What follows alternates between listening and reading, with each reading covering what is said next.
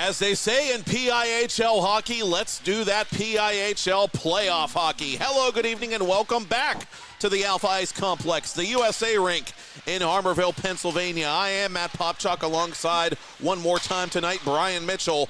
And it is PIHL Hockey Night Live, Girls Semifinal Edition, game number 2 of our doubleheader on 10-Band TV, presented by Debbie Rollison and her friends at the Real T1 Group. And in tonight's nightcap, a Cinderella story of some sort, as Team Southeast, the lower of the 4 semifinal seeds, the number 6 seed coming in, takes on the number 1 overall seed, Team SouthWest, making its playoff debut this evening. Team Southeast in gold, skating off and warming up to our left. Team Southwest, in green, skating off and warming up to our right. And one of these two teams will play defending champion Team East in the championship game here in this barn, in this rink to be exact, on Saturday night at 5 p.m. Eastern Daylight Time. But let's take a look at Team Southwest and Team Southeast, two of the top 3 offensive teams in the girls' circuit during the regular season. The X factor, however, Brian Mitchell, could be team defense. Southwest number 1 with just 25 goals allowed in regular season play. They were demolished by Southeast in the most recent regular season meeting between these teams, a 5-0 Southeast victory on May 15th. For context, Southwest allowed 5 goals in its first 5 regular season games and began the regular season, in fact, with back-to-back shutouts. But one of the reasons the defense could be the X factor is they get offense from defense. Tessa Moore, 21 career points. She's a great offensive defender, and she's fun to watch. Oh, yeah, absolutely. Moore out there, I believe, wearing number 2, correct? And I don't get to see Southwest too often this year, so I'm trying to put some things together. Tessa Moore is a definite X factor out there. Lindsley School, if I'm correct on that one, too. I'm trying to do things off memory here, Mr. Popchock, from last year and this year. You're doing well. Also, they have speedsters on the offensive side that can come back and help, and that does give them a lot of advantage. Sarah Seto is a heck of a 200-foot player. You talk about players who are like Alexa Kelly, who can put it together, Kira Roddy, who have been able to show what they can do this season. And then you bring in the younger players, Alexa Carney, and I believe, let me see if I can get the name right on this one. Carolyn Quirin was one that I was watching last year whenever she was, I believe, playing for the Southeast squad. And she might have been on the Southwest squad last year. I can't remember how that played out. I know a bunch of changes in the last year, but what hasn't changed about the Southwest squad is in net this year. Sydney Mathers and Kirsten Lalone have been stalwarts, and you said it yourself. That's where it has to start, helped out by the defense, and it's been lights out this season for this team. Team Southeast had 3 of the top 7 scorers in the league in regular season play. And last night they had to work overtime to end Team North's season in the first round of the playoffs for the 2nd consecutive spring. Team Southeast tying the game at 2 on a third-period face-off goal by Chloe Downey following a critical icing call against Team North, that goal coming unassisted. Then 7:01 into the sudden victory period, Cameron Reese-Hott sprung Talia Mertens off another face-off win, and Mertens beat Willow Starkey cleanly with a wrist shot, the Peters Township rookie with her first ever playoff goal, and it was a biggie as it won the game and completed the upset, the comeback for Team Southeast, which tries to pull off another paper upset of sorts here tonight with a team against a team with which they split the regular season series. Southwest 9-2 with 1 overtime loss on the regular campaign. 19 points for the number 1 overall spot and that first round bye. Leila Namani, a goal and an assist in the last meeting between these teams. Talia Mertens, a pair of goals. Cameron Reese-Hott with a goal. That Peters Township trio, boy, are they exciting. Oh, it is something else that's going on with the Southeast team. And you said those 3 right there, and they have been dynamic this season. Every game that I've covered with them, it has been one of the 3 at least putting on. I saw the game where Hott had 2 goals, and then you had Mertens with a 2-goal game. And I can't forget the game that the Southeast played against East at Palmer Imaging Arena, that 8-goal second period that I couldn't wrap my head around it, that I believe Mertens and Namani both took off. I'm excited about this one. I can't wait to see how this one goes.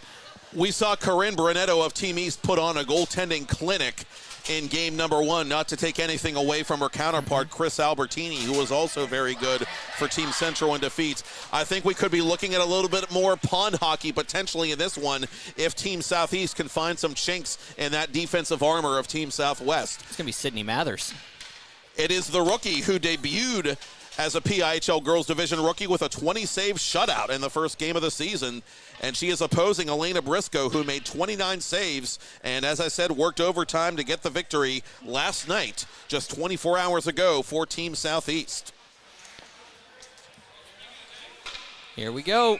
Referee Bastone does the honors, and we are underway as Team Southeast moves the puck from left to right on your TV, computer, or mobile device. Layla Namani with the first look at goal, puts it off the skate of the rookie defender Emerson Webster of Trinity High School. Team Southwest trying to mount a counterattack through center, but it's going to be taken defensively by Brianna Patasi.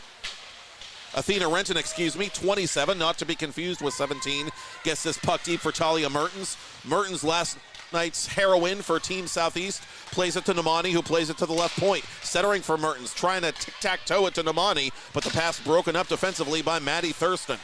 Thurston with a couple of goals.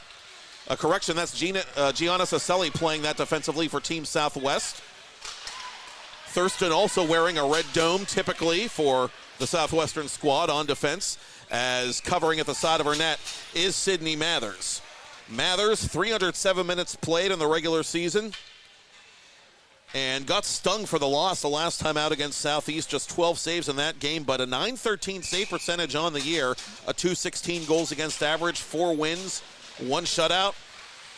Mathers, second in goals against, third in save percentage as this puck goes wide of goal as we get a quick restart in Southwest territory. And a chance the other way for Team Southwest as it's cut off in the corner by Samantha Kern. Kern trying to play this puck inside her own circle, and it's going to be pushed toward goal and scooped out of there by Maddie Bank. To the point it comes for Tessa Moore. Moore wraps it off the boards and behind the net. A deliberate play, pass intended and accepted by Team Southwest up to the point for Alexa Carney. Carney cross ice with Tessa Moore. Slap shot floats wide of goal. Near side it'll come now to Alexa Carney. Carney couldn't handle it, and Lucy Hollingsworth will clear the zone for Southeast. Moore gives chase, no icing. A minute 45 into the game. Renton stood up at the left point. A correction, that's Alexandra Droshak accepting a pass from Robin Anderson. Droshak lost that puck at her feet. Southwest trying to clear it, and with Tessa Moore's help, they will not. Oh, good keep there by Anderson at center point. Downey trying to reach back for that puck. Downey with that critical goal in the third period last night to extend the game for the Southeastern squad. Led the team with 11 goals in the regular season and 19 points for that matter. Tessa Moore's slap shot went wide of Briscoe. And the long rebound comes all the way out to Sarah Seto, who had a goal in the regular season finale for Southwest. Southwest winning 3 of its last 4 and getting points in 4 of its last 5 to conclude its regular season. Arguably the most consistent team in the girls division this season. That regular season title certainly well earned by Tony Mucci's team, as we get a stoppage in play with the puck at the edge of the center circle. And we got a battle of South Pittsburgh Rebellion coaches tonight as Mucci opposes Team Southeast head coach Jeff Anderson. Anderson has worked with the 19 and under South Pittsburgh Rebellion team. Mucci won a Mid-Am championship with a 14 and under squad some time ago. This puck sent deep by Southwest. Harley Dale picking it up on the hop, and up it goes for Abby Daphner. Daphner unable to handle. Droshak at center ice. Had her stick tied up by Carolyn Kyron. Leland Amani, the other number 10, tries to put it toward goal. That was blocked. Good gap control there by Webster. But from behind the net. Oh, Namani trying to make some magic early in this first period, but it was not to be as Webster counterattacks for Southwest. Webster poke check neatly by Athena Renton. Renton had an overtime winner in a regular season game between these teams last year, the second of the 2 regular season meetings between these clubs. Webster on the backhand, wide of goal, and off the blocker of Briscoe. To the corner it goes. Maggie Turner trying to pry it loose. Layla Namani has it defensively for Southeast. Up the boards it comes, not quite out. Maddie Thurston wearing a dark blue helmet, or black helmet, as the case may be this time. The South Park product. Thurston with a couple of big goals in the regular season finale for Southwest, including a power play tally, and of course had a big shootout goal, a winning goal against Team North in the regular campaign at the Ice Castle for her first of the year.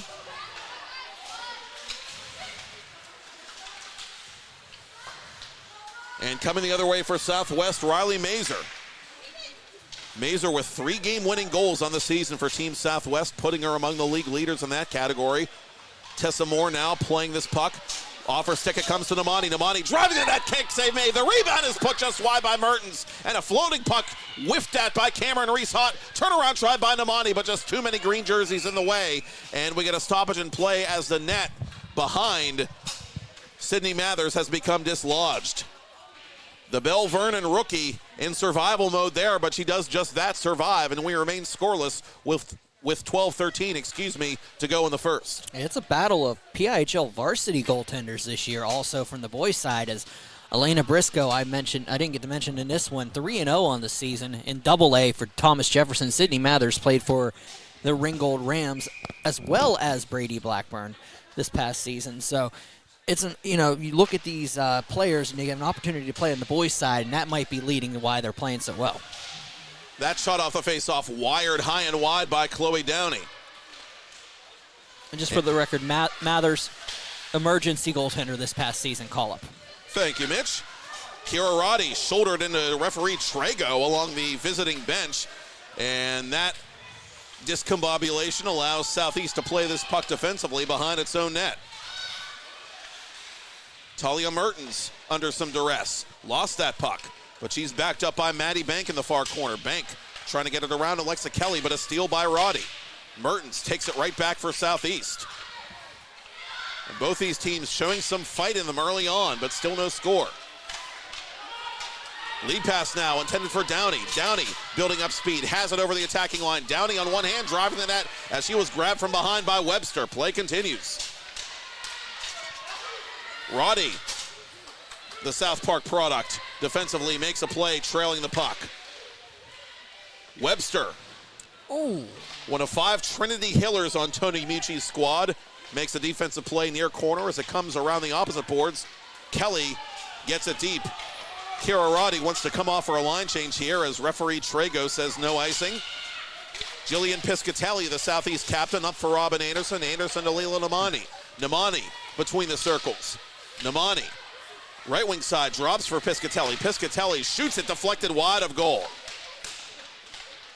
Brianna Patasi pinching for Namani. Namani bumped from behind. Some number 10 on number 10 crime as Hollingsworth drives the net and backhands it right into the leg pads of Sydney Mathers. Thurston lets this one go into the corner for Patasi defensively. Anderson unable to clear the zone. Anderson trying one more time and does with help from Namani. Namani thought about going to Abby Daffner instead. Namani's going to take herself 1-on-4 and shoot it on goal and force a save from Mathers.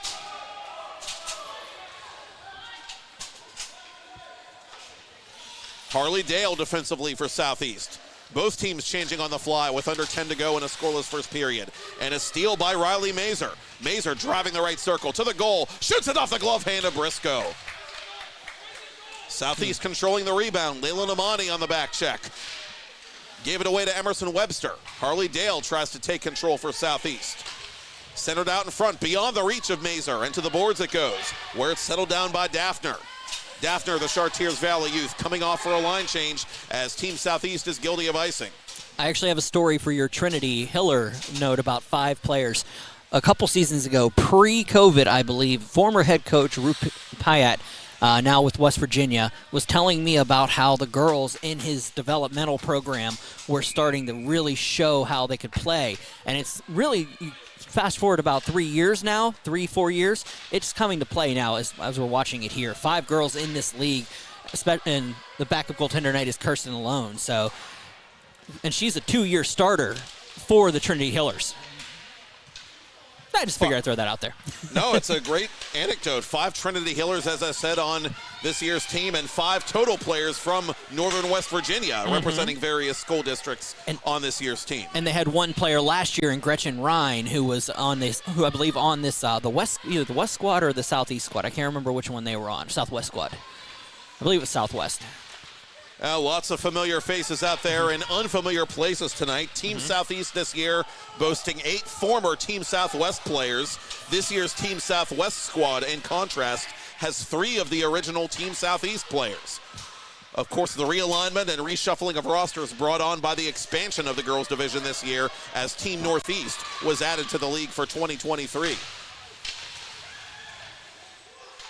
Midway through the first period, no score in this semifinal contest between yellow-clad Team Southeast and green-clad Team Southwest.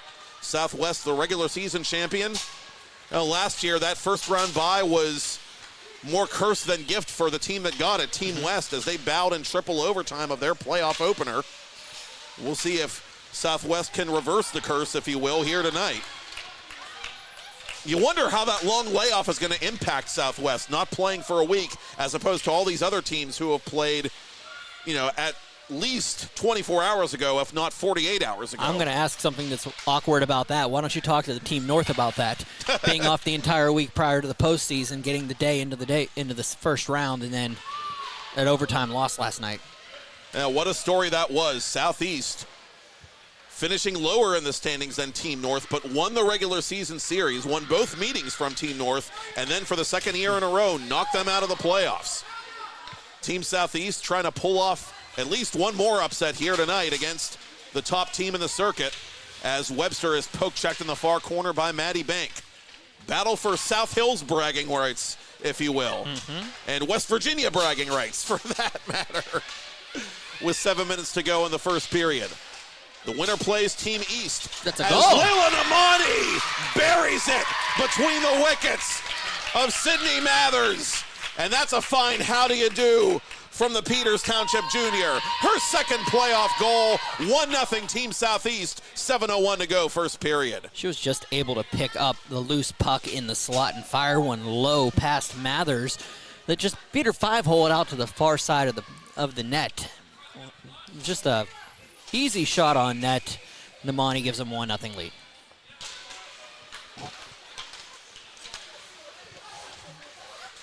Namani, for the second consecutive night, scores the first goal of the game for Team Southeast. Chloe Downey, after the ensuing faceoff, gets this puck deep for the Southeastern squad. Gianna Cicelli up for Riley Mazer. Mazer has Maggie Turner up ahead, goes that way, but that pass too heavy for Turner, the John Marshall rookie. Jillian Piscatelli pinned against the corner boards by Mazer. And we get a hand pass called against Southwest, and the faceoff will come just outside the Southeast blue line. Southeast with 6 of the 7 first shots on goal in this semifinal contest, and they finally get one that counts. Layla Namani. 9 goals, 15 points during the regular season. 6th in regular season goals and points, for that matter. And now 10 points in her last 6 games, regular season and playoffs inclusive, as Briscoe makes a glove save off the try from Roddy, and it's cleared out of there by Piscatelli. Emerson Webster winds it around the net. Kira Roddy anticipating at the half wall. Fan on the attempted shot. Now it goes in behind the Southeast cage one more time. A giveaway there to Abby Daffner. Daffner defensively unable to clear as Roddy puts it wide of goal. A deliberate pass intended for Alexa Kelly, evidently. Kelly unable to catch up to that puck, but it's given away to Roddy. Roddy trying to put it through the body of Piscatelli. That's a lot easier said than done, as Piscatelli was gapping it up and getting in the way of that shooting space. Misplay there nearly by Mathers, but Southwest able to exit its zone. Reese Hott takes over this puck and plays it back to her defender, Athena Renton. Turnover to Southwest. Over the line, Roddy one more time. Roddy fights through the resistance, and her shot is denied by Briscoe. The rebound is controlled along the near side by Renton. Renton through a green jersey, that of Roddy. Renton, left wing circle, drops it for Talia Mertens. Mertens from the edge of the circle toward goal. Say made rebound. It's loose and sitting on the goal line. Still uncovered. Still loose in front. And somehow it squirts out into the right wing circle. How did that not go in? Luck. Puck luck and then Yeah. some. For Sydney Mathers, the rookie Tendy. Webster has seen enough, and she gets it back to center red. Under 5 to go in the first period. 1-0 Southeast. Mathers can't get to her stick. And a break here potentially for Southeast. Can they take advantage? Cameron Reese-Hott, who had the game-winning assist last night, drops it off. Now has the puck, right circle, and she puts it wide of the blocker hand of Sydney Mathers.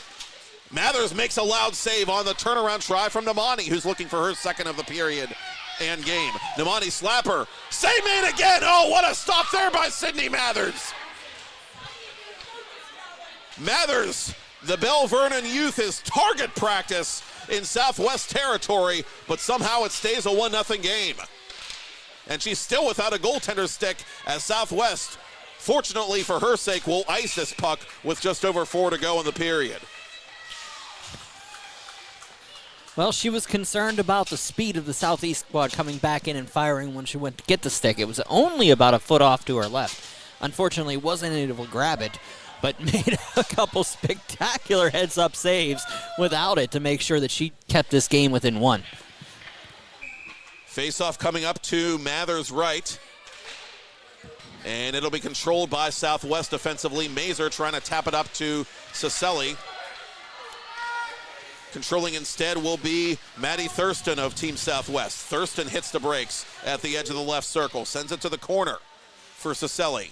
Cicelli reversing the play to Riley Mazer. Now trying to go opposite corner for Cicelli. That pass too heavy, and Southeast goes on the counter. Hollingsworth content to just dump this puck deep. Tessa Moore trying to get around Anderson and play this puck. She does, and Anderson took a little bit of a beating there going into the boards and behind the goal line, but she gets up on her own accord. That was just Moore using her size. She just lifted her arms up, and Anderson went underneath her and smacked off the boards. Mazer from the corner, watched all the way by Samantha Kern, the Bethel Park product. Maggie Turner to the corner for Riley Mazer. Mazer up top for Thurston. Thurston through a crowd. Kick save Briscoe. The rebound to Mazer off the side of the net. And it's going to be cleared out of there to Robin Anderson defensively. Anderson skates it back to neutral ice. And it comes in on Mathers, who will freeze it. And both teams will make line changes before this face-off in Southwest ice. Elena Briscoe, as I said, the win last night, turning aside all 5 Team North shots in the extra period.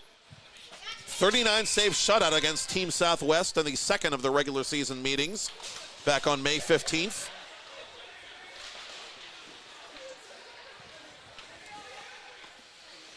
Team Southeast controlling, sends it around the boards. Mathers watches it go by.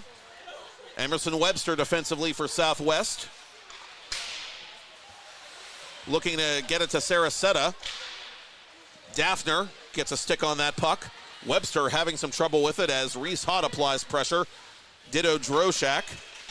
And Reese-Hott tries to win a battle in the officials' crease for this puck, which bounces off a couple of sticks and skates and dribbles inside Southwest territory. Piscatelli from her own corner going to skate it out herself. And the Thomas Jefferson Jr. comes flying through center over the attacking line. Piscatelli on the backhand to the goal. Save made Mathers, the rebound cleared. And that was Autumn Sittler, another rookie defender representing Trinity High School, helping out her goaltender in that instance. Final 1:45 of the first period. Leland Amani, the only goal thus far for Team Southeast. Emerson Webster gains the red line and dumps it in on Briscoe, who knocks it calmly to her right. Sarah Seto protects the puck. Seto trying to go to Tessa Moore out in front. Going to try and go to Moore in the far corner this time as she settles down that bouncing puck for Seto. Seto trying to run a backdoor play with McKenna Watton on the doorstep, but it was not to be. Cameron Reese-Hott, one of the top puck movers in the girls division, 9 assists on the regular season.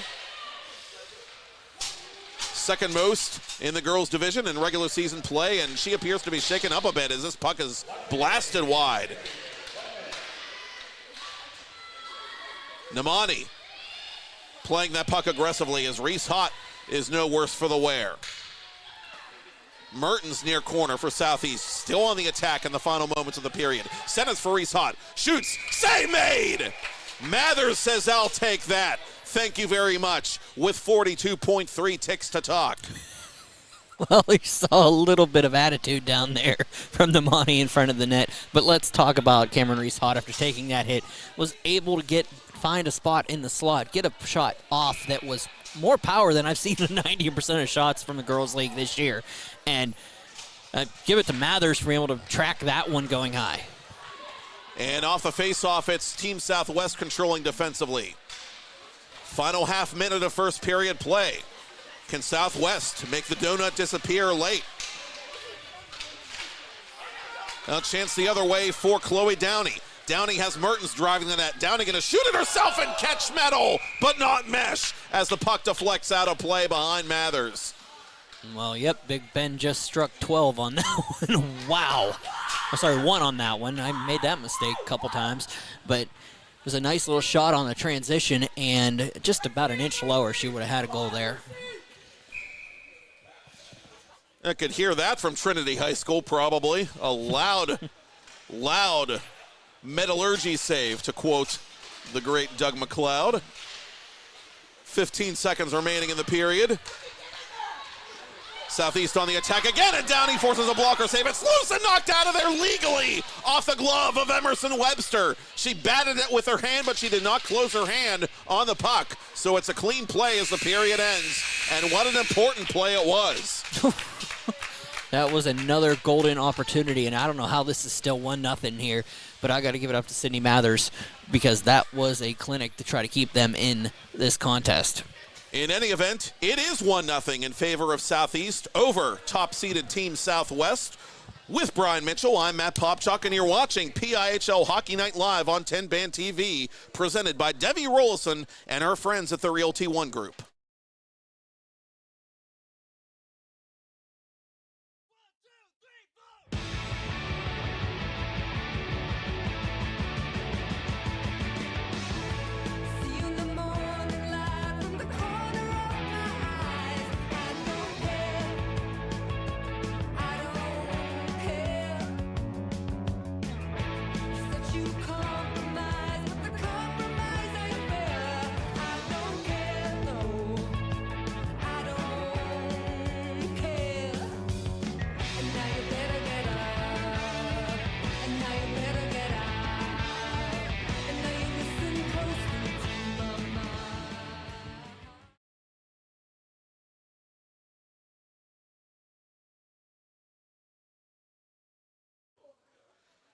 First period shots on goal, Team Southeast 13, Team Southwest 6. Layla Namani and Team Southeast with the only one that matters as we get ready to switch sides and begin second period semifinal play here at the Alpha Ice Complex in Harmarville, Pennsylvania, inside the USA rink, home of Pitt, Duquesne et al.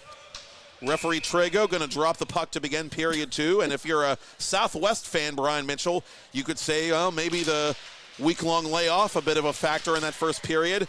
If you're a Southeast fan, you could say the glorious absence of a layoff, not so much of a problem, as they came out flying. Yeah, absolutely. The one thing that I noticed from the Southeast squad, they're winning the battles at the Southwest blue line. They're putting the forecheck on before the Southwest squad can even get out of the zone. And it's working so far. It's keeping the opportunities low, and that's what you're going to need to do if you're going to go against a defensive team. Bouncing puck corralled and put wide by Briscoe. Snapshot by Riley Mazer, just misses the net. The Seton LaSalle Rebel and senior, one of 3 seniors on Tony Michi's team, has had a couple of good chances in this game, but it remains a 1-0 lead early second period for Southeast as this shot goes off a defensive skate and into the glove of Sydney Mathers. Cameron Reese Hott trying to play sneaky, but Mathers saw it all the way. Southwest moving the puck well, finding the open player, especially in the circles you saw there. Sydney Mathers having the track even better than normal in this contest, but 16-12 left here in the second. She's already has 14 saves. 13 saves. A lot of pressure to put on a rookie making her postseason debut here for Team Southwest, but she is doing everything she can to keep her team in this game and extend their season into Saturday. Team Southwest, as I said, regular season champion. They got the only first round bye awarded in this year's playoff tournament, and they're trying to earn the right to play Team East, which will get a chance to defend its 2022 title this approaching Saturday evening at 5 p.m. here in Harmarville. Team East winning a dramatic 1-0 goalie duel over Team Central earlier tonight in a rematch of last year's championship game. And you can watch that one on demand right now on 10-Band TV. Piscatelli retreating defensively to play this puck for Southeast. Given up to Kira Roddy. Roddy put it off her teammate's skate, and that miscue allows Southeast to not quite be able to clear the zone. Good keep there at the point, and a shot from a bad angle was denied by Briscoe. The rebound is sitting there and put wide. But why, oh why, Mr. Popchock? Why would they want to switch to watch someone on demand whenever they could be watching this live contest right now? They wouldn't. And it's a good one with a lot of time left in it. 15 minutes to go in the second period. And the way these two teams have been skating all year, combining for 77 goals in regular season play, you know this one's not over by a long shot. And here comes Chloe Downey flying down the right wing side. Bodied off that puck by Tessa Moore as play continues. Downey a bit slow to get up. And Downey missed her regular season game late, and I was talking about that last night. She was absent in Southeast's final regular season game, which was a 3-0 loss to Team Northeast. And you saw what an impact Chloe Downey has on team chemistry. Something was just missing from Southeast that night, and you could tell as Mathers makes a save at the other end. Downey staying on here for Jeff Anderson's team, trying to play this puck in the left circle. But it's going to be scooped up by Emerson Webster. Webster with 5 goals on the regular season, including 4 in her first 2 games. Shooting on goal and a point-blank save made by Briscoe. Harley Dale defensively representing Bethel Park.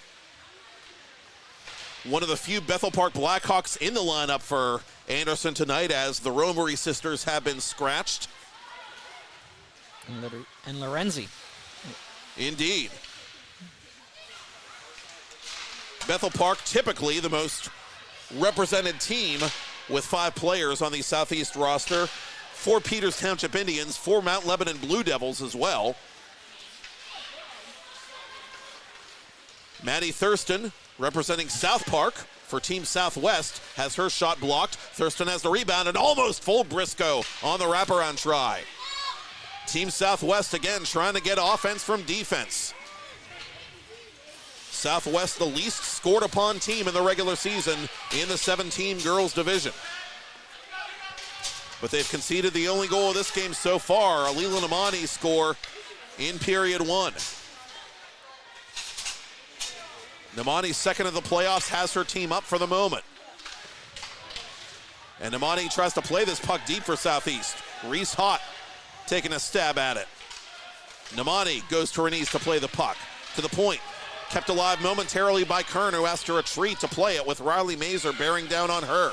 Southwest trying to make a quick change on the hop here as Cameron Reese Hott tries to center for Talia Mertens, but she was too well covered by Webster, and those two get tied up and they ride each other hard in the far corner. Physical play picking up here in Southwest territory as the puck comes free and outside the Southwest zone. Mertens gave it up to Alexa Kelly. Kelly looking for Sarah Setta. Setta unable to take that pass. It's gathered in by Maddie Bank. Bank off the boards. Mertens playing it on one hand. Mertens trying to tee it up for Reese Hott, and Mertens and Reese Hott get tied up and they're offside with 12:04 to go to the ice cut. Starting to see Southwest get a couple more opportunities on Briscoe. And Briscoe standing her own down in the corner, especially on that wraparound opportunity. It was able to get around quick enough. I mean, there was room there for a goal, but unfortunately was unable to put it away.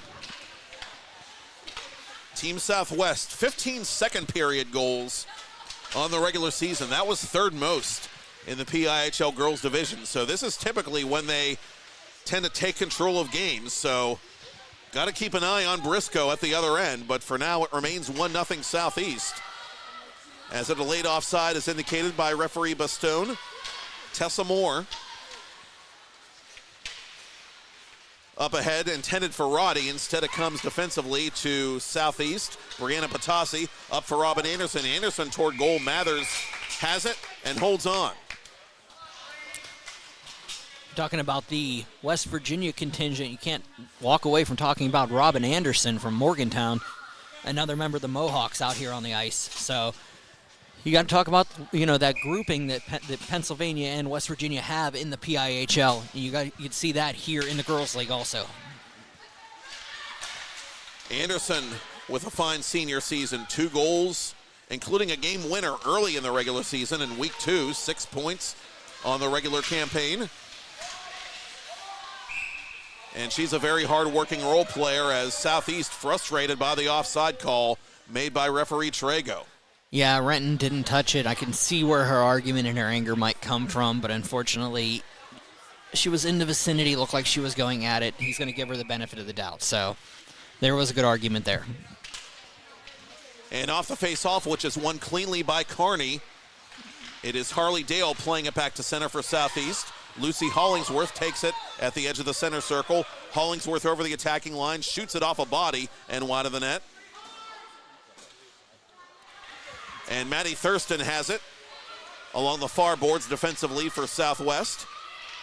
She's taken off the puck by Downey. Downey cutting toward the net. Backhander save made, I believe, by Mathers. I think Mathers got a piece of that puck anyway, if Downey didn't miss the net altogether. That shot by Dale through a screen, never made it through.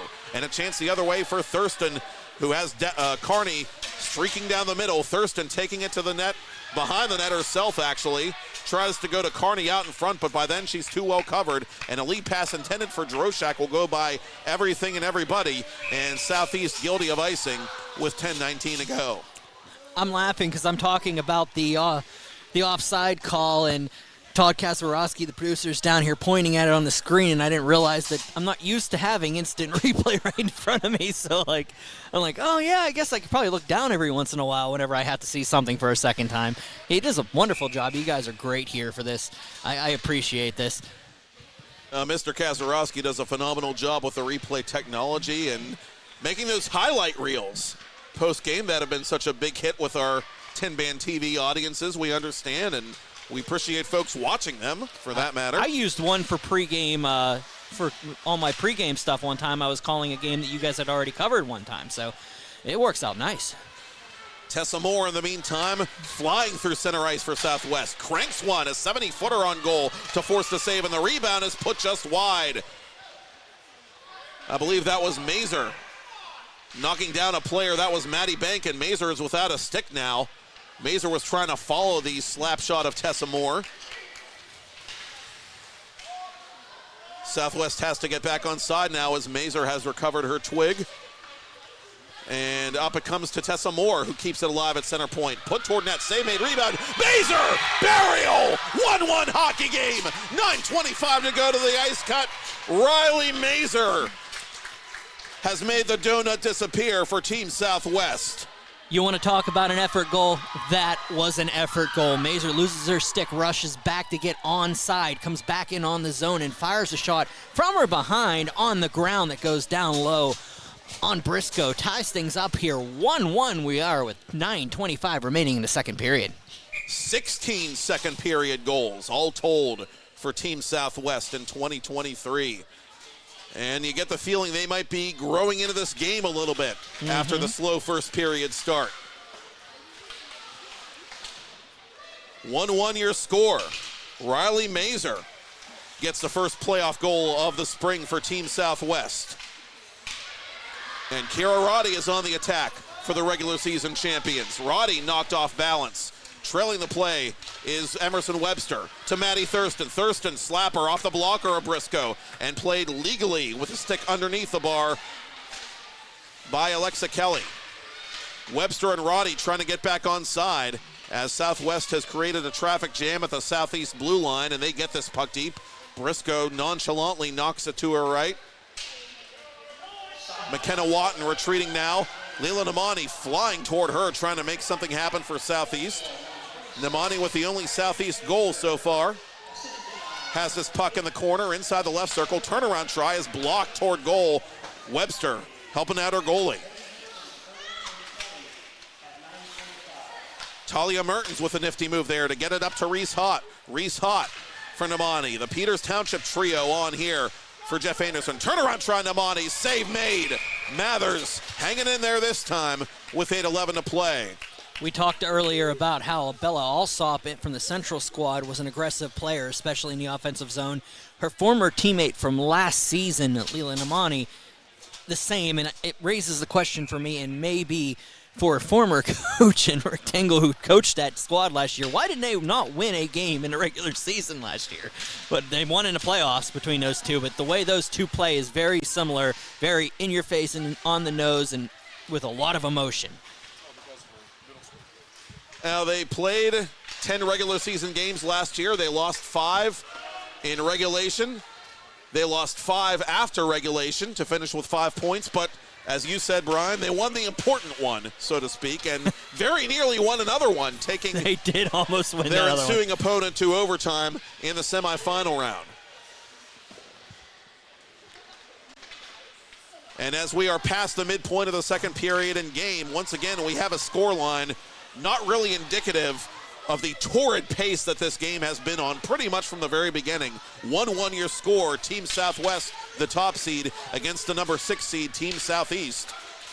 Team Southwest equalizing in this second period, courtesy of Riley Mazer, and a 3-on-1 indeed. Tessa Moore with the puck, crisscrossing with Kyron. Moore for Kyron, and the one-timer is thrown behind Kyron, the one-time pass, I should say, and the point moot because the net is indeed disconnected. Briscoe was trying to push off and come across and ended up, let me see what we got on the replay here because I can use the replay. Yes, as she was kicking off, she kicked the net back with her and unfortunately threw it off before the shot was able to come across. Now the pass was a little bit behind the intended target as well, so again, perhaps the point moot, but in any event, at least Southwest, for their sake, gets an offensive zone face-off out of that whole scenario, and they will play it to the far corner. Defensively, Abby Daphner trying to exit the area for Southeast. Samantha Kern does it this time. Maddie Thurston defensively for Southwest. Around Daphner, around Mertens. Thurston can't survive the third poke check. An elite pass intended for Alexandra Droshak will elude Droshak, and this will be icing on Southeast. All of a sudden, we're starting to see that ice tilt, and Southeast can't use their original plan, which was to try to keep Southwest out of their offensive zone at their own blue line. You get all these face-offs down low, all these opportunities for Southwest to get back into this, and who knows what's going to happen in the next 5 minutes, but Southwest getting a great chance here to be able to take a lead. Mazer, who has the only goal of the period for Southwest, is going to take the face-off and push it to the corner, but it's controlled defensively by Maddie Bank. Bank, as Mazer fell down and lost her stick again. Now, we've seen that movie before, is going to ice this puck, and we'll do it again from the same spot, if I'm not mistaken. You can't go back to that well more than once. Come on. 6:27 to go to the ice cut. 1-1 your score in this semifinal battle between Team Southwest and Team Southeast. The winner will play Team East, the defending champion, in Saturday's Girls Division Final, 5 p.m. Eastern Daylight Time, right here on 10 Band TV. And backhanded on goal and held by Briscoe. And thanks to Platinum sponsor, the Long Fam team at Remax City Life, for their support of the championship broadcast. And while I'm thinking of it, Mitch, I want to thank the Pittsburgh Penguins Foundation for their behind-the-scenes support of the girls division. Commissioner Muka's brainchild all season long. It's subliminal support, but it's support that does not go unnoticed, and we do appreciate it. Absolutely. They instrumental in getting this league off the ground last year and still involved this year in a very big way. So thanks them for taking care of this league and continuing the support that they have for the Girls Hockey League in Pittsburgh. And the girls division growing like the proverbial weed this year as Mathers makes a save. Mathers, speaking of which, one of 6 rookies on Tony Mucci's team this year. 6 rookies on Jeff Anderson's team this year. So more newcomers and more younger players are playing girls division hockey. I was actually going to touch on this one in the championship game, but since you brought it up, I'm going to use this as an opportunity to talk about a conversation I had last year with John Muka and the league. And the one question that I had for him whenever he had this launch last year was, is it containable? Is it feasible? And he said the answer to that was that there was such an outpouring from the middle school level and the developmental level for this to be maintained. It was just huge. So you're seeing that with the juniors, with the freshmen and the sophomores being this year, but it's just continuing to grow every year, especially adding another team this year. So that dream continues. I'm willing to bet 1 or 2 teams will be added even more in the foreseeable future, the way this thing's going. And you love to see it. Kira Roddy, after a good forecheck and a good cycle by Team Southeast, trying to get a counterattack going for Southwest, but she's poke checked just inside the Southeast blue line. Outlet pass intended for Mertens, and Mertens collides hard with Kira Roddy, and Roddy got the worst of that one. Patasi giving chase, and is just able to get it up ahead to Namani. Namani being hit in the glass, a retaliatory hit perhaps, and Namani understandably not happy as play continues with under 5 to go in the period. Reese Hott trying to go out in front, bouncing puck, scooped up by Webster. Webster through center. Webster over the blue line. Emerson Webster, snapshot, just wide of the net. Webster not missing by a whole lot.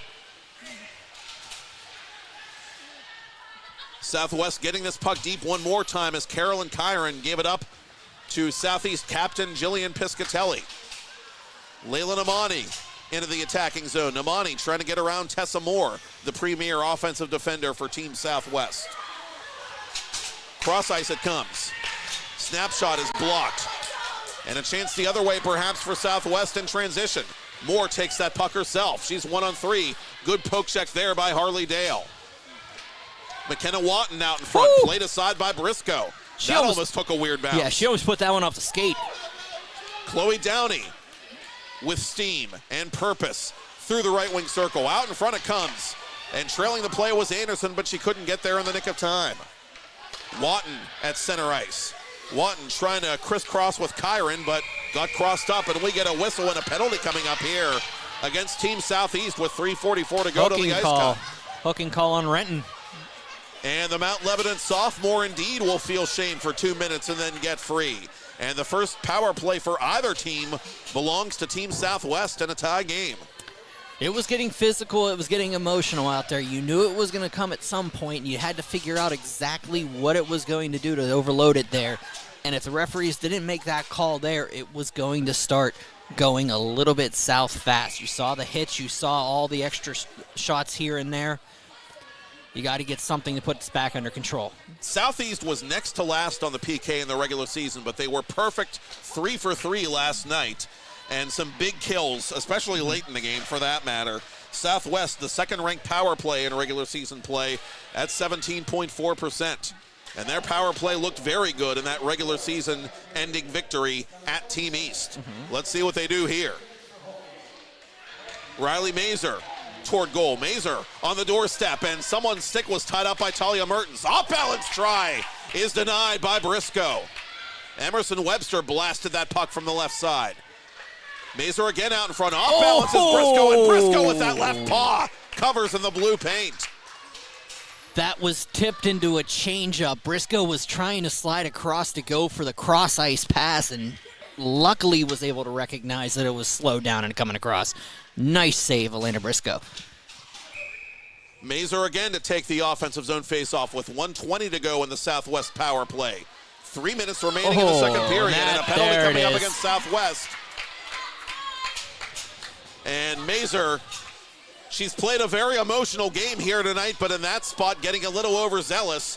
And so we'll play 4-on-4 for a minute 17, and then barring further developments, a late power play, a truncated one for Team Southeast. Now note, you just took 2 players off the ice. The way these 2 teams have been playing is going to be spectacular with open ice. So let's see how this one develops 4-on-4. Now, the game-tying goal was scored last night by Southeast and Chloe Downey in a 4-on-4 scenario. And Southeast controls the face-off in Southwest territory. Piscatelli from center point for Namani. Namani couldn't handle it. Kira Roddy coming back. Roddy trying to get a step on Patasi. Roddy around Brianna Patasi. Roddy on one hand toward the goal and a stick save from Briscoe. Roddy drew a penalty. Wraparound try through the crease. Oh, how was she not able to finish that? My goodness. And 4-on-3 hockey will be a thing now with 2:39 to go in the second period. Patasi off for a hook. The penalty box is like the Permanis down the road. It's the place to be.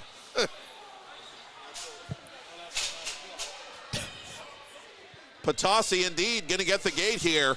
And that was all heart, all hustle by Kira Roddy, doing Trojans work to draw the penalty. –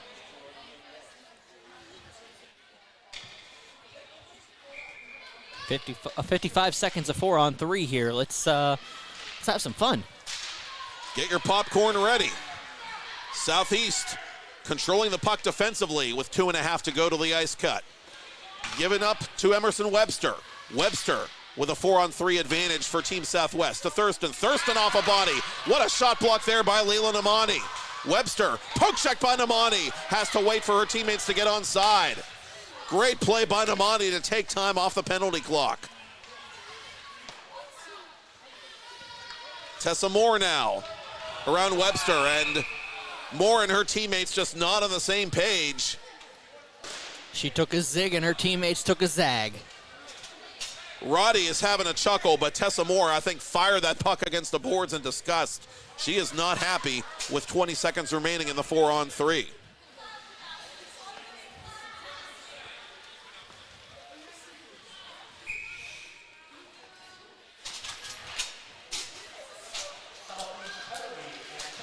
Maddie Thurston at center red, trying to put it through to Monty. Chance for Tessa Moore now from the right circle. Oh, what a slap shot. One of the most powerful shots in the league, all kidding aside, and Briscoe had to absorb that. Oh, yeah, absolutely, and she put all that emotion she just had by slapping her stick behind the net after the offside call right into that shot, and Briscoe probably is going to feel that one for 3 days. And she's got to keep her emotions in check as well. 72 penalty minutes this year for Southwest. That was the most in regular season play. A third of those belong to Tessa Moore. So one of those I ain't saying, I'm just saying kind of things as second period time ticks down. Here's a chance for Gianna Cicelli toward goal. Save Briscoe, no rebound. Give you this much, and the games that I've seen so far today, and even going back to the game on Tuesday, the rebound control has been spectacular from all the goaltenders involved in the game so far. Last spring, a lot of great goaltending in the inaugural Girls Division tournament, and a lot of it again this spring. And, of course, we saw a great goalie performance, a 43-save shutout just a little while ago in the first semifinal contest. 30 seconds to go now in the 4-on-4 as Namani brings it up for Southeast and tries to sneak it in behind Mathers, but Mathers was there for the save. Icing against Southwest with $1:21 left. 4-on-4, they didn't think about it. Briscoe came out to play it, and everybody was waving her off. She couldn't figure it out for a half a second, then put it together. And it was a similar miscommunication that preceded the tying goal for Southeast last night. Team Southwest talking shop with their rookie goaltender, Sydney Mathers, as Downey tries to go forward off the faceoff like she did in the third period in that first round contest. Downey has that puck for Southeast now. Downey around Tessa Moore. Downey goes after her own little chip in there, but eventually Emerson Webster takes the puck away. Final minute of a hectic second period. 1-1, not for nothing, remains the score. Tessa Moore above the left circle. Moore hesitates, goes to Thurston. Thurston shoots. Oh, Briscoe got a piece. Southwest has the rebound, and it's sitting on the goal line.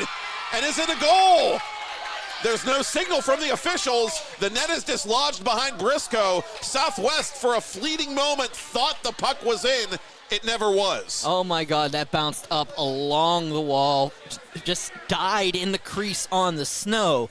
And the whistle blew. You think, okay, when you realized that the right post of the net was off. Oh, man. What a good look for the referees to at least know that the net was off, and big break for Briscoe.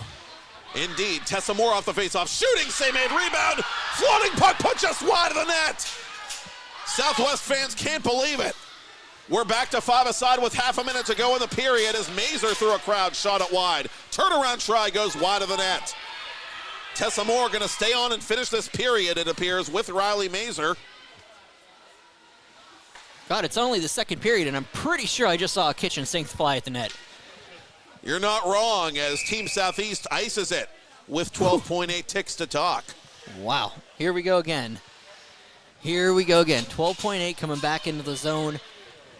What Southwest have to finish up this one before they have to deal with the ice cut and getting everything regrouped inside?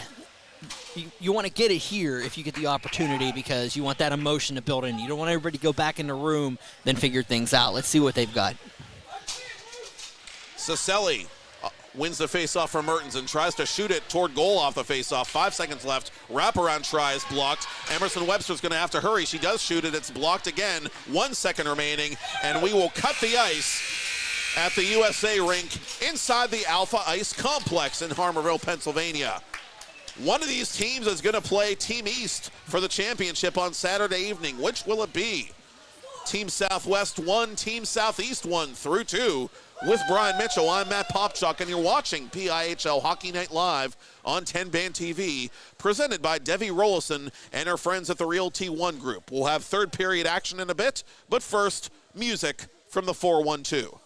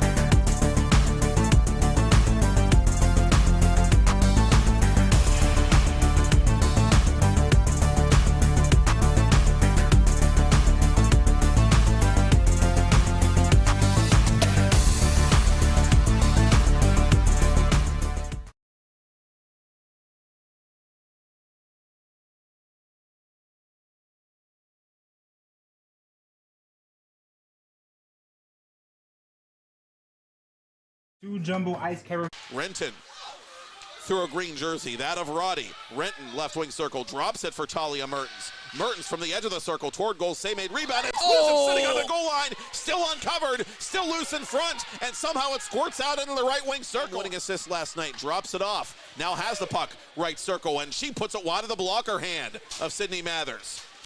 Mathers makes a loud save on the turnaround try from Namani, who's looking for her second of the period and game. Namani slapper, product. Maggie Turner to the corner for Riley Mazer. Mazer up top for Thurston. Thurston through a crowd. Kick save Briscoe. The rebound to Mazer off the side of the net. And it's going to be cleared out of there. And the Thomas Jefferson Jr. comes flying through center over the attacking line. Piscatelli on the backhand to the goal. Save made Mathers. The rebound cleared. And that was Autumn Sittler, another rookie to fill the wear. Mertens near corner for Southeast, still on the attack in the final moments of the period. Sends for Reese Hott, shoots, save made! Mathers says, I'll take that. Thank you very much, with 42.3 ticks. Now chance the other way for Chloe Downey. Downey has Mertens driving the net. Downey going to shoot it herself and catch metal, but not mesh, as the puck deflects out of play behind Mathers. Well, yep, Big Ben just struck. 15 seconds remaining in the period. Southeast on the attack again, and Downey forces a blocker save. It's loose and knocked out of there legally off the glove of Emerson Webster. She batted it with her hand, but she did not close her hand, but it's going to be scooped up by Emerson Webster. Webster with 5 goals on the regular season, including 4 in her first 2 games. Shooting on goal and a point-blank save made by Briscoe. Harley Dale defends. Mertens playing it on one hand. Mertens trying to tee it up for Reese Hott, and Mertens and Reese Hott get tied up, and they're offside with 12:04 to go to the ice cut. Moore, who keeps it alive at center point, put toward net, save made, rebound, Mazer, burial, 1-1 hockey game, 9:25 to go to the ice cut. Riley Mazer has made the donut disappear for Team Southwest. You want to talk about an effort goal? That was an effort goal. Mazer loses her stick rush. Move there to get it up to Reese Hott. Reese Hott for Namani. The Peters Township trio on here for Jeff Anderson. Turnaround try Namani. Save made. Mathers hanging in there this time with 8:11 to play. We talked earlier about how courtesy of Riley Mazer, and a 3-on-1 indeed. Tessa Moore with the puck, crisscrossing with Kyron. Moore for Kyron, and the one-timer is thrown behind Kyron, the one-time pass, I should say, and the point moot because trying to get a counterattack going for Southwest, but she's poke checked just inside the Southeast blue line. Outlet pass intended for Mertens, and Mertens collides hard with Kira Roddy, and Roddy got the worst of that one. Patasi through center. Webster over the blue line. Emerson Webster, snapshot, just wide of the net. Webster not missing by a whole lot. Southwest getting this puck deep one more. Watton trying to crisscross with Kyron, but got crossed up, and we get a whistle and a penalty coming up here against Team Southeast with 3:44 to go to the ice cut. Hooking call on Renton. And the Mount Lebanon sophomore indeed will feel shame. Is denied by Briscoe. Emerson Webster blasted that puck from the left side. Mazer again out in front. Off balance is Briscoe, and Briscoe with that left paw covers in the blue paint. That was tipped into a changeup. Offensive zone face-off with 1:20 to go in the Southwest power play. 3 minutes remaining in the second period, and a penalty coming up against Southwest.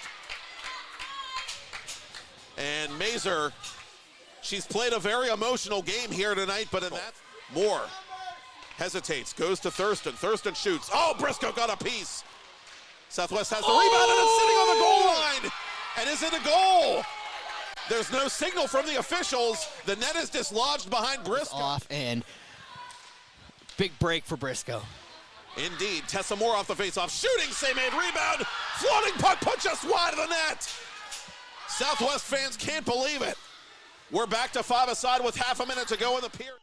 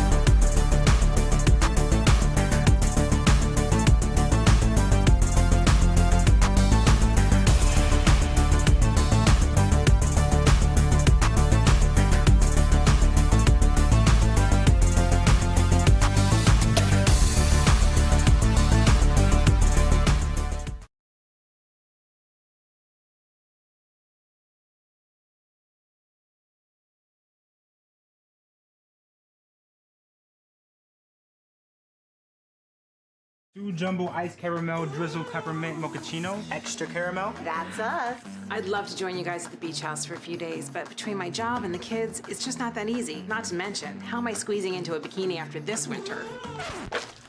Keeping off extra pounds while balancing a family and a career can be tough. And 500-calorie coffees won't get you there either. Weight Loss Direct provides a 24/7 support and one-on-one coaching to keep you on track and guarantee you success and health. Start your journey at weightlossdirect.com.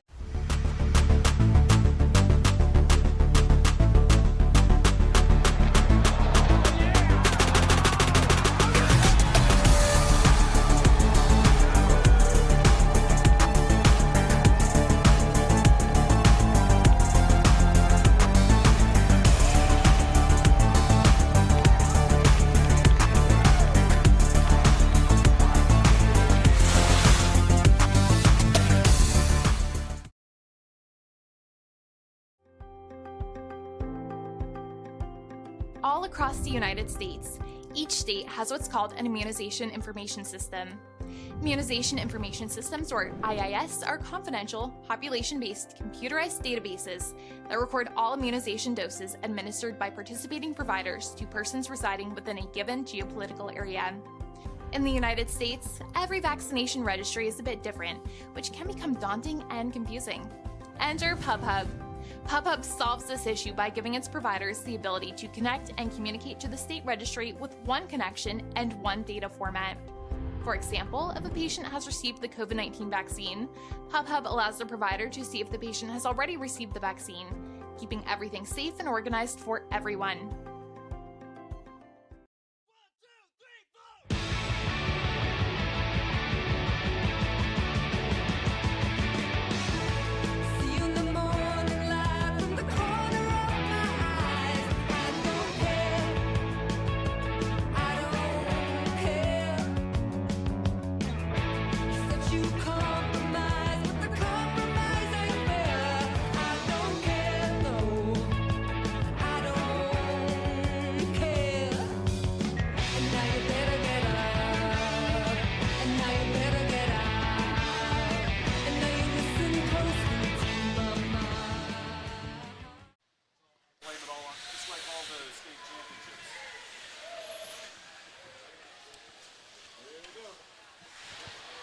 Second period, shots on goal 12-7 in favor of Southwest. Game totals, Southeast 20, Southwest 18.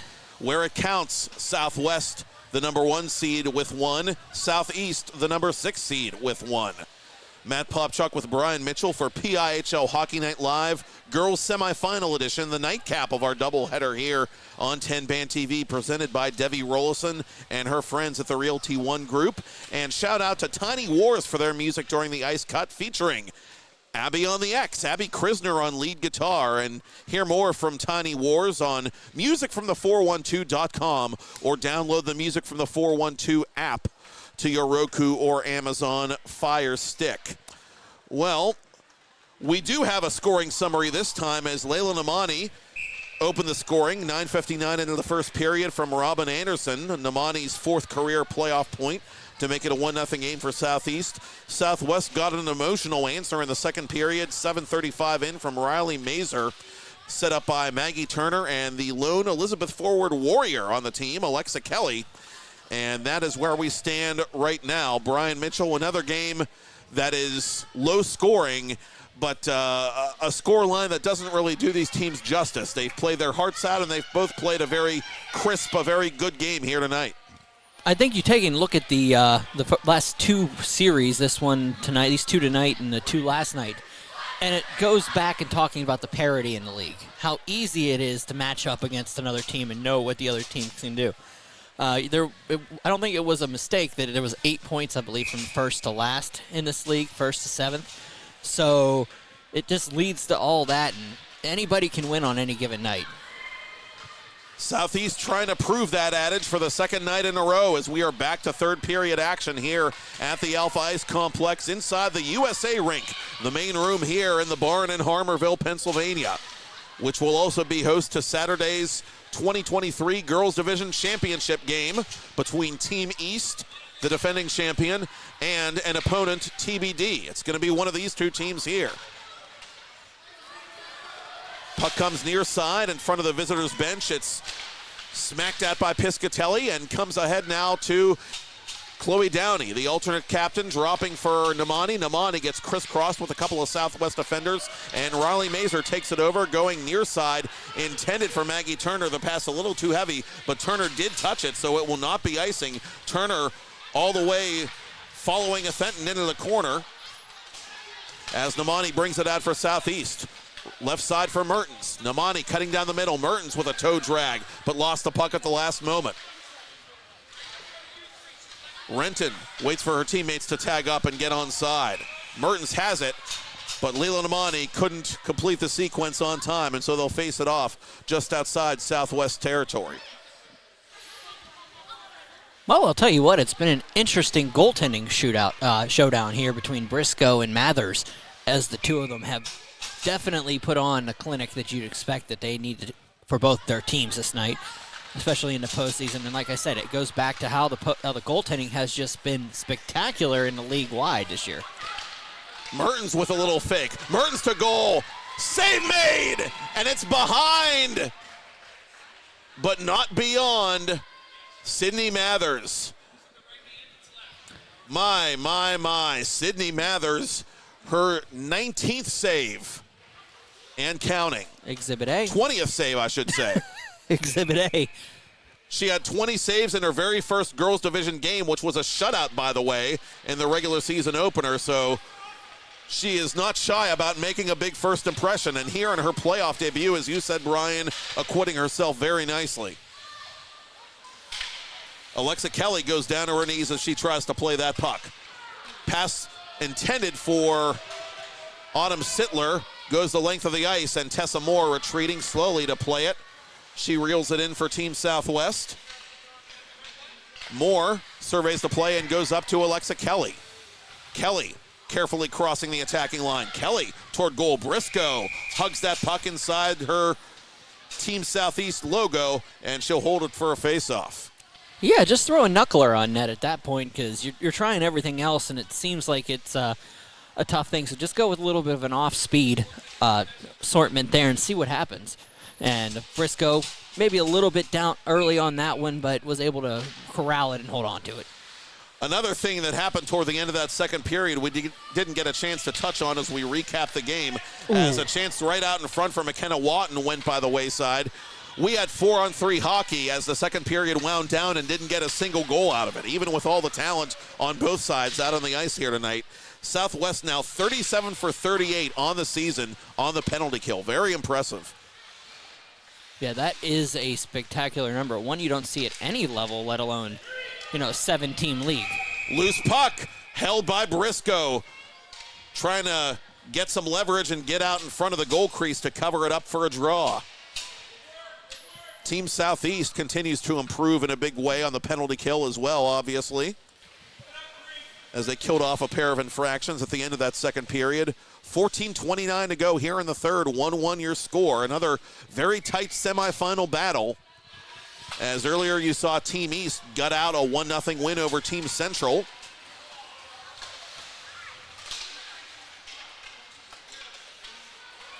And a chance the other way for Gianna Cicelli. Cicelli off balance, just wide of the net.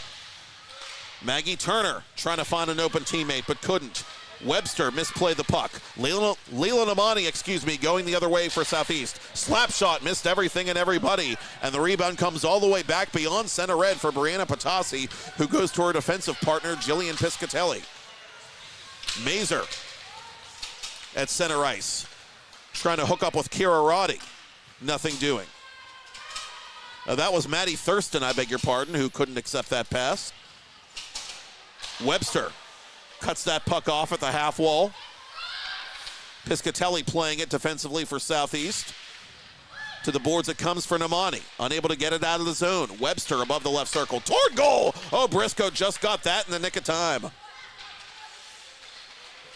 Mertens flying through center ice, the Peters Township rookie. But Cameron Hott just a hair offside. And I'm telling you, that was real close. I want to see that replay. I mean, it had to have been a half a step, if anything. Yep, and that's what it was. Les maybe picked that skate up and off, but unfortunately it's what counts now, and we'll have another face-off outside the zone. Just beyond the Southwest blue line, they drop the puck and Southwest controls. Sittler unable to go forward. Good hustle play there by Hollingsworth to get it to the near boards. Centering pass intended for Robin Anderson is cut off by Tessa Moore, and Tessa Moore builds some serious momentum cutting through center ice. Moore weaving her way into the offensive zone, but lost the puck at the last moment. Anderson gonna send it up ahead to Chloe Downey. Downey a 2-on-1 with Hollingsworth. Downey left wing circle to the goal. Save made Mathers. The rebound swept out of there, but right to Athena Renton, who puts it wide of the net. Now Downey from her knees was trying to play that puck, which comes up just beyond the reach of Renton and right up to Kira Roddy. Roddy, the South Park product, has a step on the defense. To the goal, shooting, glove save Briscoe. Roddy wrapping it around, off at the skate of Renton and almost in behind Briscoe. But Renton does recover to make the defensive play. And a giveaway to Chloe Downey. Downey wrist her. Oh, that caught the post! Chloe Downey, last night's third period hero for Southeast. Finding metal but not mesh.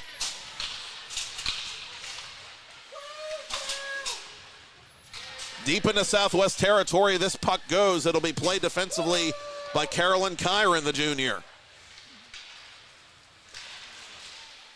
Beyond the reach of Samantha Kern and up to Alexa Carney. Carney goes down as she is bumped by Maddie Bank. Emerson Webster at center ice defensively for Southwest. Webster taps it into Southeast territory. Backpedaling is Kyron to Sarah Seto. Seto, we understand, going to play club hockey at Pitt in the near future. Thurston toward goal. Fan on the attempted shot. Briscoe was bracing herself. Maddie Bank for Kyron. Kyron unable to handle. And coming the other way for Team Southeast is Maddie Bank as this puck rolls in on Mathers, who covers atop the crease.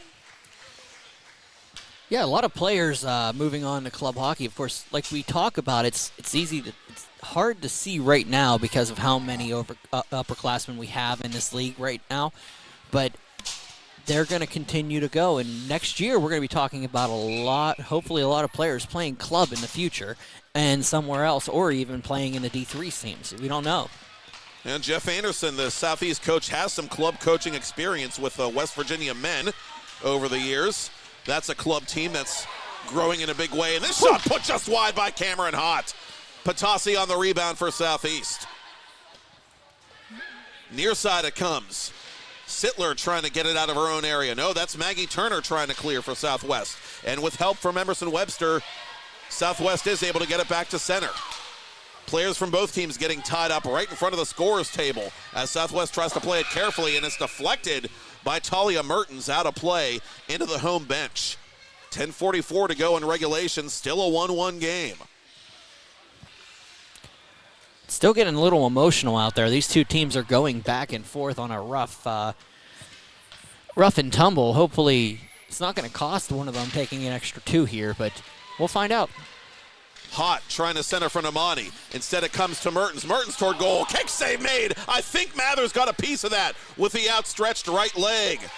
Backhand try. Side of the net. Denied again by Mathers. Wrapper on try. Mathers there again.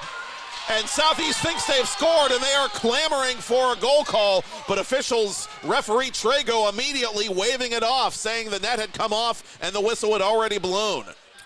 Well, that's the fourth time tonight that net has come off in the middle of play. Starting to become a question here, and they're looking at the replay. It was kicked off prior to the shot, yes. Mathers came across, and as she was diving, the net went with her right pad and ended up off by about 5 inches. And that was before the shot by Namani.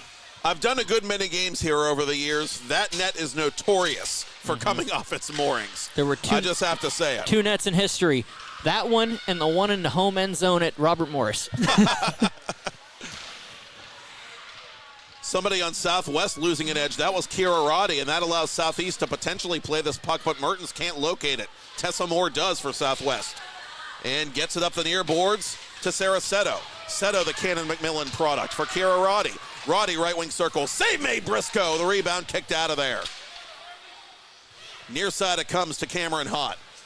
Webster trying to keep it alive at the point. She can't. Namani gets it just outside the zone. Cross ice pass for Mertens. Mertens double teamed at center. Tessa Moore gave it away to Talia Mertens. Mertens for Hott.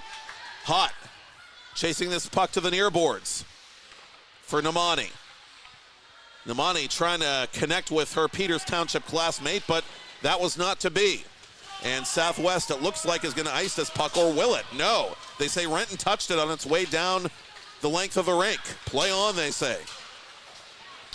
And so we will with 9:15 to go in the third period. Southwest 1, Southeast 1. Harley Dale defensively for Southeast. Given away to Tessa Moore. Moore from the high slot area. On the off wing now. Below the left wing circle. Tessa Moore for Alexa Carney. Carney from the far boards. Shot to the front of the net. That glanced off McKenna Watton, who was trying to screen Elena Briscoe. Emerson Webster with a good keep at the left point. Sends it around the boards. Renton intercepting for Southeast. Couldn't find it. Chance out in front and played beyond the reach of the Southwest sticks right to Chloe Downey. Downey building up momentum over the attacking line. Downey trying to spin through Tessa Moore but can't. It was a good job by Downey to use Hollingsworth as a screen there and just try to keep an opportunity to get around and threw everybody off through Hollingsworth. And the on-duty medic inadvertently gets a souvenir as Samantha Kern misplayed that puck into the scorer's bench, into one of the penalty boxes, more specifically, as we are just past the midpoint of period 3. Another exciting semifinal contest here on a Thursday night in Greater Pittsburgh. So what happens if the medic gets knocked out? Perish the thought. Oh, boy. I don't know that protocol. Join the club. Coming over the blue line for Southeast, Robin Anderson. Anderson knocked down from behind and drew a penalty. Southeast is going to get a power play with just over 8 minutes to go in regulation. Another hooking call. And it's going to go against Riley Mazer, who goes to the sin bin for the second time tonight. Mazer has Southwest's only goal, but she's going to have to sweat out these next 2 minutes as Southeast hopes that the second time is the charm for its power play. It's a huge chance here, as I was saying earlier. You watch out for these. Was it going to cost you later, that 2-minute power play? Even if they don't score on it, how much damage are they going to do to break down? A good face-off win to start the PK for Southwest. Second best PK in the league during the regular season, and they've been very impressive and consistent all year.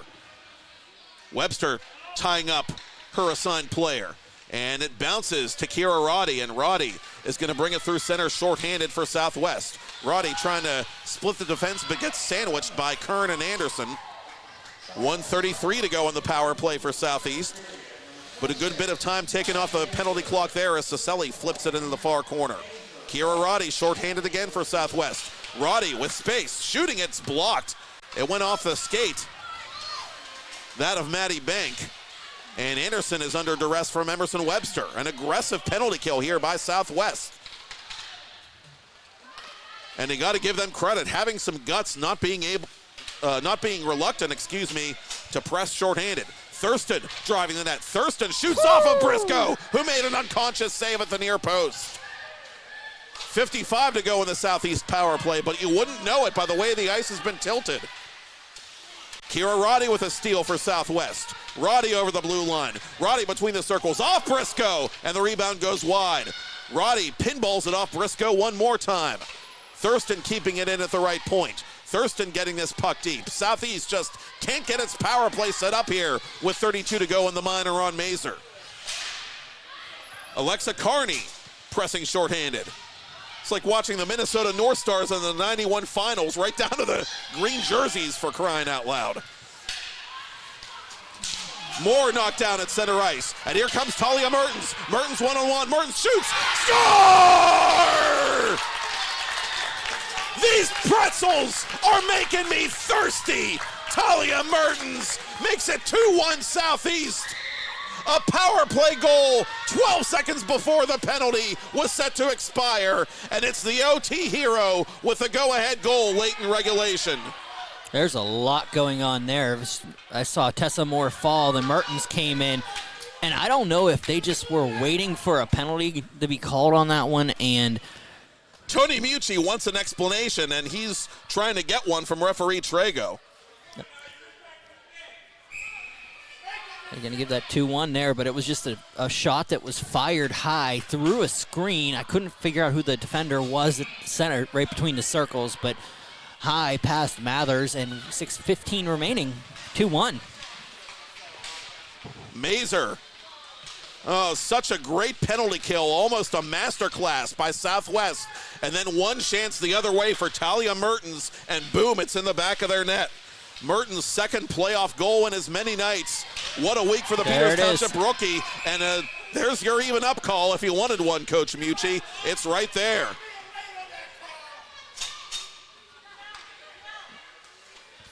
And now emotions running high, not just on the ice, with 5:53 to go in the third period. Southeast 2, Southwest 1, but now Southwest will go on its third power play of the game. The Villagers are getting restless here at Alpha Ice Complex. And it's Piscatelli, the Southeast captain, going off late in this third period. Mazer, who had to wear the goat horns a moment ago, wins the faceoff. Webster dropping for Thurston. Thurston with time and space. Shoots. Save made by Briscoe through a crowd. And it's cleared by Namani. Thurston in hot pursuit of this puck. Ditto Namani.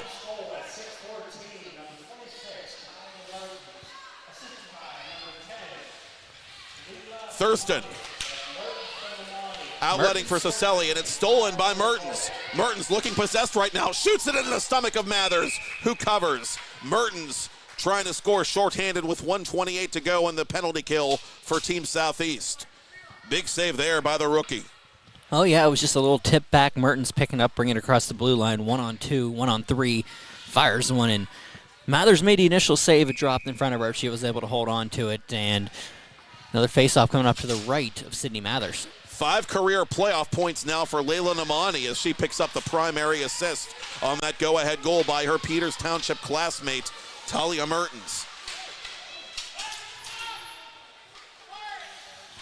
1:15 to go in the power play for Southwest. Webster with it for the number 1 seed. Bouncing puck cleared out of there. And that was Athena Renton not standing on ceremony. Midway through the power play now. 4:50 to go in regulation. Southwest looking for an equalizer. Moore on the off wing. Moore toward goal. Save made Briscoe. She covers the rebound. 4:44 to go here in the third period. If you're Southwest, just keep it under control right now. You don't want to take another minor here. If you're Southeast, let's get through this next 51 seconds of this and get back on time. Green's going to call a timeout. And Tony Mucci will talk it over with his team. We said earlier, if the brief history of the girls division is any indication, that number 1 overall seed can be a bit of an albatross. Team West, 10 regular season games, 10 wins, but stubbed its toe in triple overtime of last year's playoff opener against eventual champion Team East. Southwest, this year's regular season champion, the number 1 playoff seed, on the ropes here late in regulation against a very capable Southeastern squad. Yeah, this is going to be a good conversation on the bench. Calm down. Make sure you get this one on net. You see what's going on with Briscoe. She's giving up a couple opportunities low, but you don't want to give it too much. So we're going to see how the rebound control works, but very well done by Briscoe to control, but unfortunately she is giving up a couple on the low end. So maybe that's where you go, maybe not. So we'll see where this goes. The 10-Band TV shop, by the way, is now live on the 10-Band TV website, and while you're watching our playoff coverage this week, you can find great deals from our affiliate partners and take care of your hockey shopping needs just in time for tryout season. Every purchase you make through the 10-Band TV shop supports our affiliate partners and us as we bring you PIHL Hockey Night Live coverage. Simply go to 10band.tv and click on shop, or use your phone to scan the QR code on the bottom right-hand corner of your screen. 51 seconds remaining in the Southwest power play. 4:44 remaining in perhaps the Southwest season here as Southeast is clinging to a 2-1 lead. Big penalty kill here for the Southeastern squad as they win the face-off but are unable to clear. Webster out of the timeout to the corner for Tessa Moore. Moore between the circles. Thurston shoots. It's blocked. Downey got in the way of that one. Another good keep by Thurston. Thurston for Roddy. Back to Maddie Thurston. The South Park Eagles working in tandem. And into the corner it goes. Bouncing puck out in front. It's beyond the reach of Cameron Hott. 24 to go in the power play as Webster sends it around the boards for Kira Roddy. Southeast hunkering down in front of Briscoe as this puck is put to Mazer behind the net. Mazer looking for an opening. Mazer left wing circle. 8 to go in the power play. Mazer's got to do something with it here. Goes cross ice to Tessa Moore. Moore shooting from an angle. That puck deflected off something on its way off the boards. Webster. Oh, goal! Oh, what a save by Briscoe through traffic. And we're back to 5-a-side and a chance the other way. Piscatelli fresh out of the box. Reese Hott over the line. Reese Hott shooting. It's blocked. Thurston tries to get a counterattack going for Southwest. Tessa Moore giving chase. Moore out in front. What a pass. Roddy shooting. Point blank. She is denied by Elena Briscoe. That's the save of the game. Briscoe catches a piece of another one. It's still loose in front. Webster shooting underneath the glove. Still pinballing around. Cameron Hott has it. Hott 1-on-2. Hott left wing circle. Hott out in front. Cut off by Webster. Webster has Moore up ahead. Moore wants the puck. Webster's going to take it herself. Webster shooting into the glove of Briscoe. And the TJ Jr. settles things down with 3 minutes left in the game. Wow. What do you want me to say? This has been good. This has been a phenomenal back and forth hockey game. Neither team really giving too much to the other and taking the opportunities that they were given at this point. Actually, I won't say given, is that they've created. And, you know, in the case of Hott going down into the corner, burning a little bit of time, then looking for the outlet pass, not a terrible idea in that situation. Southeast trying to hang on for dear life here late in the third period, leading 2-1. Looking for a second consecutive postseason upset and a date in the championship round with Team East, last year's champs. Offside, the indication as Droshak and a teammate got crisscrossed at the Southwest blue line. Just a slight little offside there as Namani was trying to come across, pulled up her left foot and ended up offside by accident. It was close. Shots even at 27 so far, the one that matters. A power play goal by Talia Mertens on the last rush of a Southeast power play late in this third period. Piscatelli around her own boards. Webster there at the left point to cut it off. Piscatelli's going to try to clear it one more time. She surveys the play and tries to outlet it to center. It's picked off there at center ice by Thurston, and Thurston gives a little pleasantry to Lucy Hollingsworth as this puck goes out of play behind Briscoe.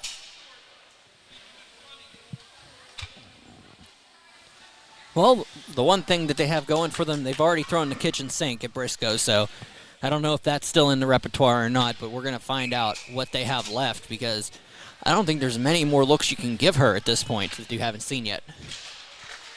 Briscoe seeing beach balls out there. Another great game from the Thomas Jefferson Jr. One of the more seasoned goaltenders in the girls division this season as Hollingsworth is knocked to the ice by Turner, trying to go cross ice for Robin Anderson.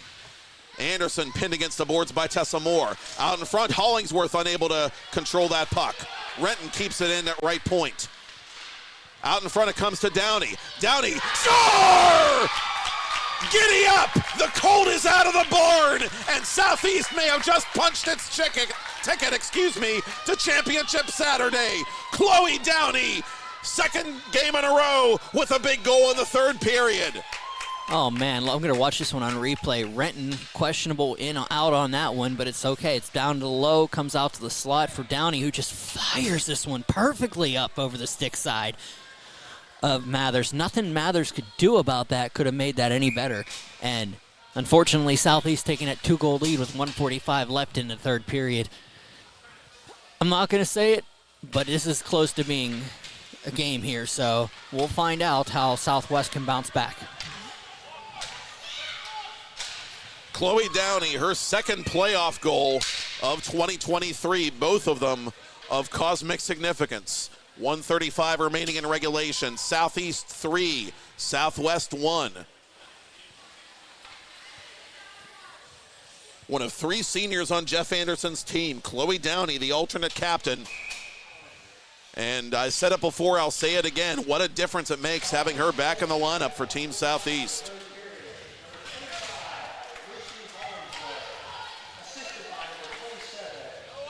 The official announcement gives the goal to Lucy Hollingsworth, but to me, that's a clear as day Chloe Downey goal, unless they're saying Hollingsworth got a piece of it on its way in behind Mathers. I'm not sure. I'd have to take another look at that, but at this time, I won't, I'm thinking that's a Downey goal there. That is my story, and I'm sticking to it. Mazer in the face-off circle.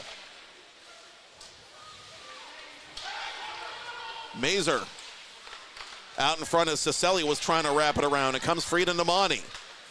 Emerson Webster at center ice. Empty net down to our right. One last gasp for Southwest. It's cleared by Southeast. Final minute of third period play. Empty net. 6-on-5 advantage for Southwest the rest of the way, barring penalties or what have you. Kern to her defensive partner, Bank. Given away to Tessa Moore. Moore spinning off that puck, which is now controlled by Mertens. 45 ticks to talk. Mertens around the boards. Namani through center. Namani is going to escort this puck into the empty net herself. Thank you, Layla Namani. May I have another? And the dark horse is going to ride all the way into the championship game. Team Southeast 4, Team Southwest 1. And for the second year in a row, the number 1 seed will bow in its playoff opener. I guess the moral of the story is don't take a week off. I mean, literally, look at this. I mean, the Southeast squad, the team that could have finished 7th if West would have won in the final game of the season, is going to come in here and take the top defensive and one of the top offensive teams out of the postseason in dramatic fashion as this moves along. And well, hats off to them. And don't sell yourself short, Southwest. You just ran into a buzzsaw here today. So congratulations, Southeast squad. We're going to have some fun on Saturday. Tessa Moore shooting it wide of the net. And I have to say, as the buzzer sounds and Team Southeast celebrates, Lucy Hollingsworth was motioning to herself on the Southeast bench as if to say that she did get that third goal. So it remains a mystery. More power to her. But the mystery, not relevant. What is relevant, Southeast pulls off another upset. The number 6 seed will take on the number 2 seed on Championship Saturday. It'll be East versus Southeast for all the marbles in 2023 Girls Division PIHL Hockey. Your final score in tonight's second semifinal, Team Southeast 4, Team Southwest 1. What an exciting finish, Brian Mitchell. Absolutely. I thought this was a goaltending clinic. Mathers played well. It was just a couple goals that were coming out of nowhere in the third period that cost her, and Briscoe putting on a clinic for everybody. I mean, that was the way you need to do it. And I'll tell you what, I have never been more excited to watch a girls hockey game than I am for this game on Saturday, as you see the structured, settled Southeast team that's emotional against the East squad, who is just a run-and-gun magnet with Delaney Howard and all that. This is going to be a fun contest that we're going to be able to watch on Saturday. I hope you can join us here at Alpha Ice Complex if you get an opportunity. If you can't, hey, we're going to be right back here and calling this one for you. You love to see the camaraderie. You love to see the sportsmanship, sportswomanship, as it were.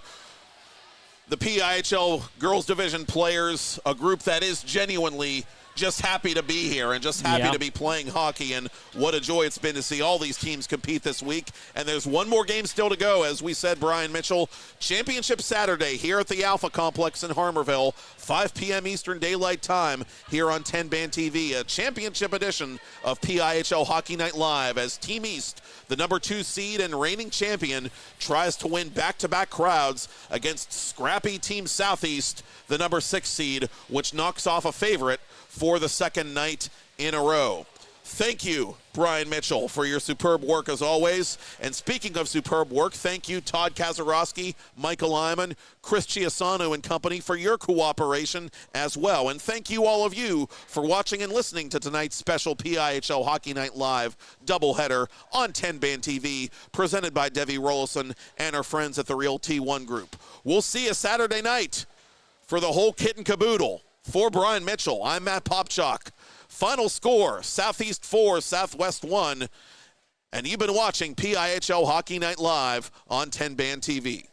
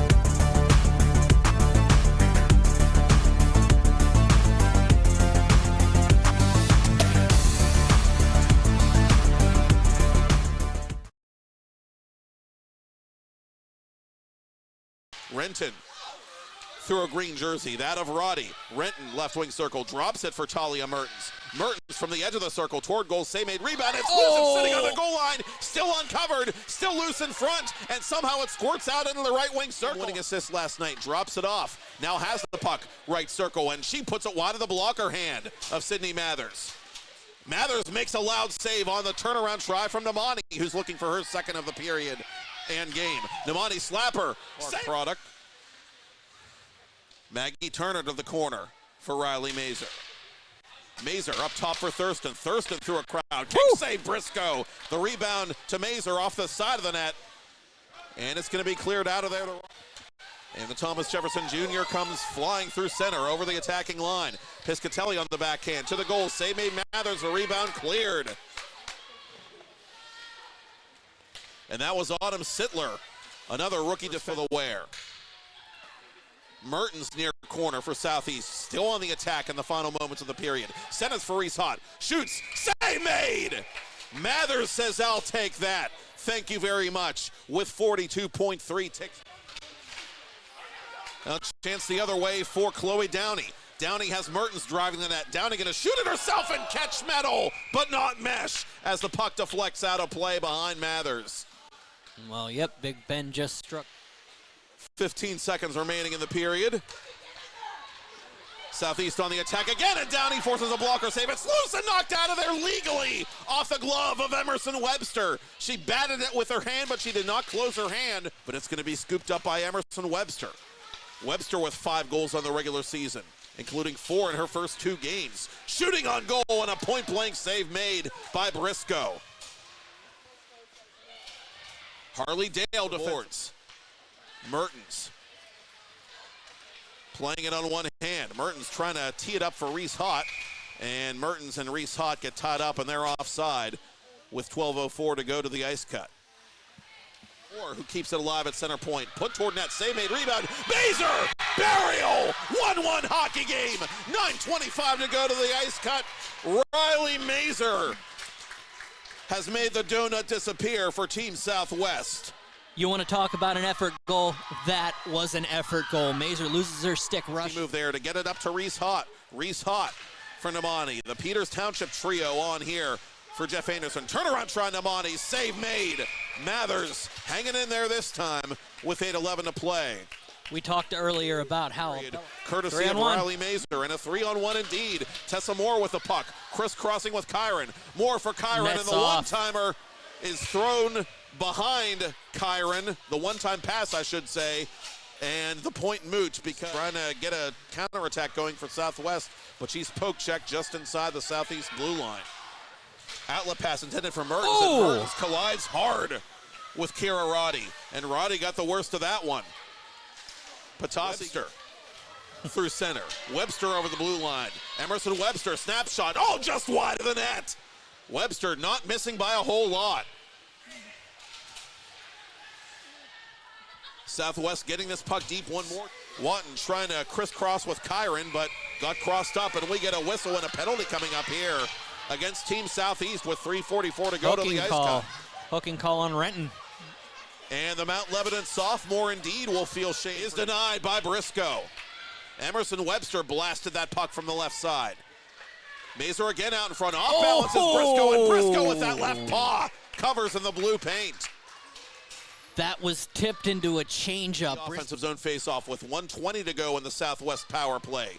3 minutes remaining in the second period, and a penalty coming up against Southwest.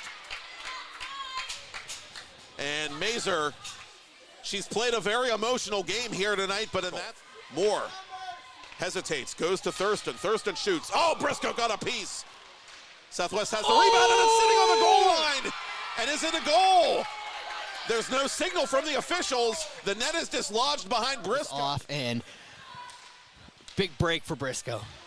Indeed, Tessa Moore off the faceoff, shooting, save made, rebound, floating puck put just wide of the net. Southwest fans can't believe it. We're back to 5 aside with half a minute to go. Back to how the goaltending has just been spectacular in the league wide this year. Mertens with a little fake. Mertens to goal. Save made, and it's behind, but not beyond.